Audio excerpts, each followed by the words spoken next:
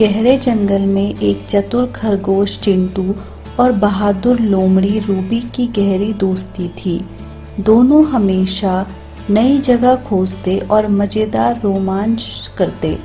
एक दिन जंगल के बुजुर्ग उल्लू ज्ञानू ने बताया कि झरने के पार एक गुफा है जहां सफलता के पत्थर छिपे हुए हैं, लेकिन उसने चेतावनी भी दी, गुफा तक पहुंचने के रास्ते में कई परीक्षाएं होंगी, जो डरेगा वो वहां नहीं पहुंच सकता।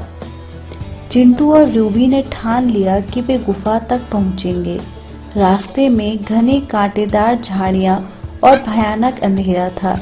चिंटू ने घबराते हुए कहा, रूबी, मुझे नहीं लगता कि हम यह कर पाएंगे। रूबी मुस्कुराई और बोली, डर से दोस्ती कर लो, फिर कोई डरावनी चीज तुम्हारा पीछा नहीं करेगी। रूबी ने अपनी पूंछ से झाड़ियां हटाई, जबकि चिंटू रास्ता दिखाने के लिए ऊंची छलांग लगाकर आगे बढ़ा। उनकी समझदारी और टीम वर्क से वे पहला कठिन हिस्सा पार कर गए। आगे बढ़ते हुए उन्हें एक जादुई भूल भुलैया मिली। वहां एक आवाज आई, सिर्फ वही यहाँ से निकल सकता है जो सच्चाई को महत्व देता है।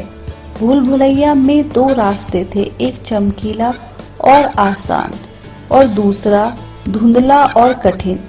चिंटू ने चमकीले रास्ते को चुना, लेकिन वो वापस वहीं आ गया। रूबी ने कहा, हर चमकती चीज सोना नहीं होती, हमें कठिन रास्ता चुनना होगा।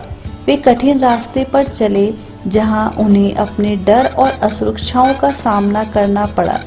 धीरे धीरे दोनों ने समझ लिया कि सच्चाई और हिम्मत ही उन्हें आगे ले जा सकती है। गुफा के पास पहुंचकर एक विशाल भालू ने उनका रास्ता रोक दिया। उसने दहराते हुए कहा, तुम दोनों को अपनी सबसे बड़ी कमजोरी बतानी होगी, तभी मैं तुम्हें गुफा में जाने दूंगा। चिंटू ने कहा, मैं डरपोक हूँ और जल्दी हार मान लेता हूँ। रूबी ने कहा, मैं कभी कभी दूसरों की बात सुन बिना ही फैसला कर लेती हूँ। भालू मुस्कुराया और बोला, तुम दोनों ने अपनी कमजोरियों को स्वीकार किया, यही सच्ची ताकत है। अब तुम सफलता के पत्थरों को ले जा सकते हो। गुफा के अंदर उन्हें सिर्फ साधारण पत्थर दिखे, लेकिन उन पर प्रेरणादायक संदेश लिखे थे। सच्चाई के साथ जियो, डर को दोस्त बनाओ, टीम वर्क सबसे बड़ी ताकत है, अपनी कमजोरियों को समझो और सुधारो। चिंटू और रूबी को एहसास हुआ कि असली खजाना सफलता के ये सूत्र ही थे। इस कहानी से हमें यह सीख मिलती है कि सफलता के रास्ते में मुश्किलें और डर जरूर होता है, लेकिन सच्चाई, साहस और टीम वर्क से हर बाधा पार की जा सकती है।